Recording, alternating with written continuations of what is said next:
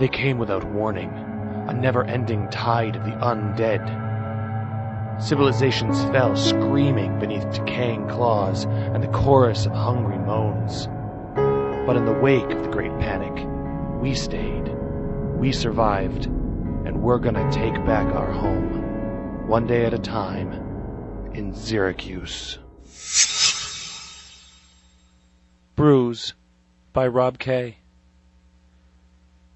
Frank Chesterfield was tired. His back was killing him from a hard day's work, and the only thing in the world that he really wanted was a hot shower. But that, of course, was out of the question. He hadn't seen so much as a sponge in a week, and wasn't expecting anything more relaxing than a dusting of delousing powder any time in the near future. He was tired of it all, but then again, everybody was. He and his men had been on a Zack sweep all day, and had had their work cut out for them. It was the middle of winter, and it was cold. Real cold. Not just regular cold, but snot-freezing, lung-burning, shrivel-your-balls to raisin, make you want to curl up and die cold. Even so, today had been a good day. Apparently Z's didn't like the weather either. Chesterfield and his team had found 57 ghouls during their sweep. All of them were frozen solid. On days like this, being on patrol with the Corps meant that you were more of a glorified lumberjack than a soldier on the front lines.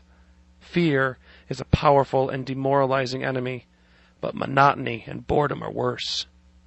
Even so, they had done their work well and were well ahead of schedule. They had cleared their allotted area and were about to link up with the other 4 squads and catch a lift back home. Home. Home. Chesterfield spat at the thought. Home was where you felt safe. Home was 4 walls and a little patch of grass you could call your own. Home was gone. He looked at the others and saw that they knew it as well. Danny Meehan hadn't been quite right since the first time she and Chesterfield had met. She was a bit too squirrely, even for a post-panic basket case, but something about going out with the Corps day in, day out seemed to hold her together. Higher-ups had tried to can her twice, but Chesterfield wouldn't hear of it. Even the Danton brothers were feeling the strain. When they had joined up, it seemed impossible to get the pair down, the products of the PlayStation generation. It was all a game to them, and the coolest one they had ever played, until the cold and the sleepless nights and the squalid conditions back at Central really sank in. Chesterfield stopped abruptly in front of the faded and collapsing facade of an old grocery store. Not one of the big superstores, but an old-fashioned mom-and-pop joint. He paused for a moment and chewed at his lip. "Let's check this out." Charlie Danton stopped in his tracks and planted his axe in the snow. "Are you kidding me? The resource retrieval guys already hit this place a dozen times last fall." "It's tapped out," his brother Mike added. Chesterfield sighed. "We're an hour ahead as it is. Do you boys really want to catch an early ride back and get stuck on housekeeping detail?" The brothers considered this for a moment and answered in unison, "Hell no." "Come on then. Maybe we'll find something. A can of soup could go a long way." The sliding double doors had been knocked off their arms, and many of the tall windows up front had been smashed in. Several inches of muck and leaves had washed in through the main doors and a hole in the east wall, and then hardened in the winter cold. Most of the aisles were in disarray. The shelves had been knocked over like dominoes by overzealous looters. An inert body lay a few feet within the threshold, behind a stack of blue plastic baskets. Its arms and legs were splayed out in odd directions, and a generous amount of blood was frozen and scattered about like tiny rubies. The eyes were open and hard and staring up at nothing. It was wearing an apron, and a name tag was still pinned to the tattered button-down shirt it wore. Charlie Danton bent down to read it. "Would you look at this? This Zack's named Zack." Mike gave a sharp laugh and swung his axe over his head. He brought it down and bit into the blue-tinged flesh with a loud crack. He wrenched it free and chopped through the ghoul's spinal column with the next blow. The remaining bits of skin and sinew bent and splintered, but did not break. Chesterfield motioned them to move on and walked past the lines of empty registers to the produce section. The fruits and vegetables had all gone rancid in their bins and been left to rot into a gray sludge that froze into neat cubes and slick puddles on the floor. Several rats had scurried out of the nests they had made for themselves in one of the deli cases and retreated into a back room. They split up to search the fallen shelves. Chesterfield was about to call it off when he saw something promising in one of the cooler cases along the back wall. He didn't call to anyone. He didn't want to get their hopes up, and this was too good to be true. The door was rusted shut, so he smashed the large glass panel and pushed aside the broken shelves that obscured his view. There, partially buried in the mud and snow, was a rack of PBR. Chesterfield ripped open the cardboard and found that, remarkably, only 5 cans had burst, and the metal on the other 25 looked to be without defect. He picked up one of the ice-cold cans and pulled back the tab. A slight foam appeared at the top. Chesterfield put his nose to it and smelled it for a solid minute before taking the smallest sip.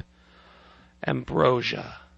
He called the rest over and revealed his find. Mike found the milk crates to sit on, and Chesterfield passed out the first round. They pulled the tabs and took their first sips, drinking in silence. After a while, Charlie spoke. "I don't get it. How the hell did these last?" Chesterfield lowered his can. "They must have stayed cool enough in the case, and winter helped them along after that. You ever throw a six-pack in the snow when you run out of room in the fridge?" "Yeah, I guess, but this has got to be way up there on the all-time greatest long shots." "It's more unlikely that anybody would be left to drink them," said Mike grimly. Meehan, who had been staring at the deli's chalkboard special, answered them both in barely more than a whisper. "Don't question it. Don't analyze it. Just drink it." The boys looked at their feet, and the group went back to drinking in an uncomfortable silence that was punctuated only by the crack and hiss of another beer being opened. No one said a word until Charlie slapped one of his empty cans against his forehead, crushing it into a perfect disc, and held it up proudly with a brainless grin on his face.